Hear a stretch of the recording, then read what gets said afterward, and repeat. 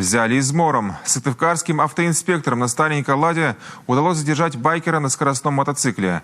Любитель острых ощущений на требования полицейских не остановился. На большой скорости пытался сначала скрыться от сотрудников ДПС в потоке автомобилей, подвергая опасности других участников дорожного движения.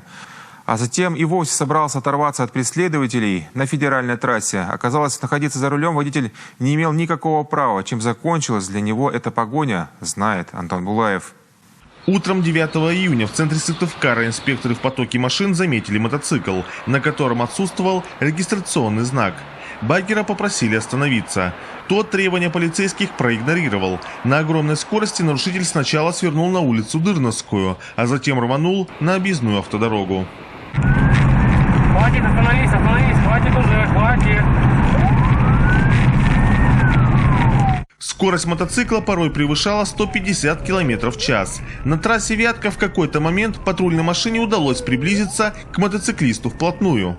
Остановись, справа, остановись. Хорош уже гонять, хорош. Пускай нету, да все равно там остановим, там же ждут. Да остановись, там все равно остановят. Поехал дальше. Расчет мотоциклиста на то, что в соседнем Сытывдинском районе столичные инспекторы сдадутся и отступят, не оправдался. Подъезжая к селу Лозом, нарушитель неожиданно резко сбавил скорость. Причем бензин закончился, наверное, у него.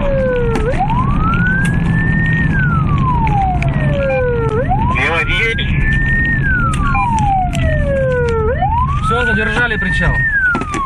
Догадка силовиков оказалась верной. Бак мотоцикла не выдержал получасовой погони. 22-летнего нарушителя задержали. Свою вину парень признал. По словам молодого человека, он никак не рассчитывал на то, что старенькая полицейская машина сможет полноценно преследовать его скоростной байк. Водитель не имел категории А для управления данным транспортным средством.